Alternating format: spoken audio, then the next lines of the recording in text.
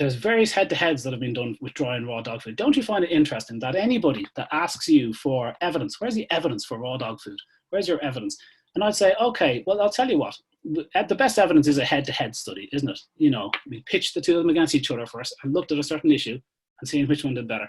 That's kind of the gold standard of what we're looking for here. So how about I tell you about my favorite one and you tell me about your favorite one? And they fall for it every time, because I've got 3 or 4 examples of some reasonable studies that have done head-to-heads of dry versus raw dog food. Do you know that dry dog food has got none? The entire small animal clinical nutrition on my shelf, a huge study produced by Hill's Pet Food, you know, the Mark Morris Institute, which Hill's Pet Food bought. There's not one single study that shows dry food is better than a group of normal fresh fed dogs, fed a species appropriate food. I can talk about the science all day, because that's half the book, really, to be honest with you. But the fact that they don't use, like, look, we compared this group of fresh fed dogs, fed good species appropriate mix, designed well, not just like we fed them chicken breast for 5 months, you know. Well designed raw dog food compared to dry pet food has never been done. The only people that are looking at it now are the raw dog food side, because they just want to show, of course, raw dog food is better. So we'll do the studies, because they don't, or they haven't published the results. And there's 4 really good ones. Canine, there's mainly surveys, to be fair. You're not a big fan of surveys, but surveyed 300 German Shepherd owners, which was published in, I can't tell you which journal it was, but it's published and peer reviewed. Less chronic hip dysplasia when fed raw food. There's 2 or 3 studies like that. Roy et al., a fantastic homocysteine study, which I wanted to show you, but we don't have time, where dogs fed raw food are 5 times less inflamed than dogs fed dry food. And when you switch them raw to dry and dry to raw, the raw food gets more inflamed, the dry food gets less inflamed. Okay, that's a brilliant study. That's my favorite head-to-head study at the moment, because you can't argue with it. So I asked them for theirs, and they'll change to, oh, well, raw so dangerous. And I go, oh, look, that's very interesting. You should mention that. So we'll talk about the dangers in a second. But and then there's just so many studies against dry. We know that high carb diets are not good for obesity. They don't do as well. We know high carbohydrates spike blood triglycerides, so it's not good for pancreatitis. They're the cause of pancreatitis. So there's studies that say, 3 studies that say avoid kibble if you want to avoid bloat.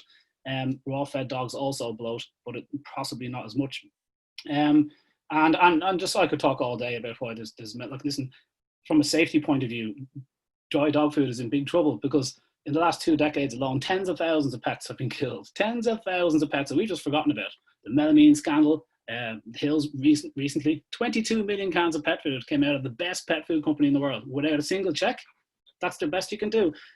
100 of dogs dead. How many dogs died from that? So now you show me the study when a pre-made raw dog food killed a dog.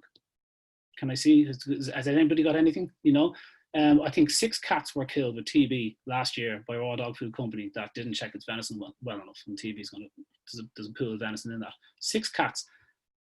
You know, aflatoxin is killing hundreds of dogs every year. These are studies that we have. You know, incorrect nutrient content, which is the biggest killer, because synthetic nutrients done wrong will kill you dead. Raw dog food side isn't going to die. Pre-made raw dog food is not going to kill you from being a bit unbalanced in nutrients, and they are unbalanced when they're checked, because raw feeders generally throw things off their plates and stuff from the fridge, going off bits of this, half price that, throw it in. We vary it up all the time. We're not feeding the same product to the dog every day, so the chances of nutrient deficiency popping up in pre-made raw is very small. But the point is, tens of thousands of pets have been killed for a multitude of reasons in the last 2 decades, and you want to talk to me about safety. And most ironically, from 2006 to 2016, in terms of salmonella alone, 132 people got salmonella from dry pet food. Has anybody ever warned you about that? And yet we see an awful lot of veterinary associations publishing grossly incorrect scientific articles talking about the dangers of raw dog food. And 2 organizations in particular stated explicitly that humans had been poisoned by raw dog food, which is really interesting, because the very first recorded incidence of a possible contamination from raw dog food was in 2018, a government article in 2018. So 132 people, and guess what? Half of them toddlers under 2 years of age, because they can access that bag of dry food.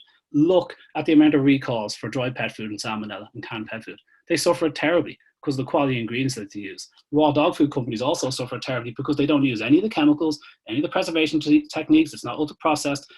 And they're working with a food chain that has salmonella in it. Far worse a situation in the States than it is in the UK, because it's not permitted in the UK and it's permitted in the US. So like the fact that these guys are putting out zero salmonella, they should be commended and supported. And if anything, they're a canary in the gold mine for how corrupt and rotten the food system is at the moment. So talk to me about safety all day, because they can't talk about the nutritional quality of their food compared to fresh food. It's just a nonsensical conversation. They'd be laughed out of any scientific kind of debate. So now it's all about the threat and risk. You know, to finish on this safety point, because I'm obviously quite passionate about it. Listen, the top 3 killers, the top in the States, 1 in 7 get a foodborne illness each year. And the top causes of food poisoning for salmonella, listeria, and E. coli, the top food causes are fruits and vegetables for all 3. Now, is that a reason not to feed fresh fruit and vegetables to your kids every day and rush off to a vending machine, some junk made by some candy company? Or is it possibly that we need to clean up our food system and take care? If you're going to feed fresh food, guys, take care. You're handling meat and bone, and the meat and bone industry is not pretty. I've been on the inside of it. I was a raw dog food manufacturer for 2 years and associated with them since. It's not pretty. So you need to handle that and treat it with care. But people that jump to raw dog food are well educated in what they're handling. They learn online. They get an awful lot of advice, and in they go. But they're not stupid. They've been living with meat for years, so they handle it the same way. Bottom shelf of the fridge, that type thing.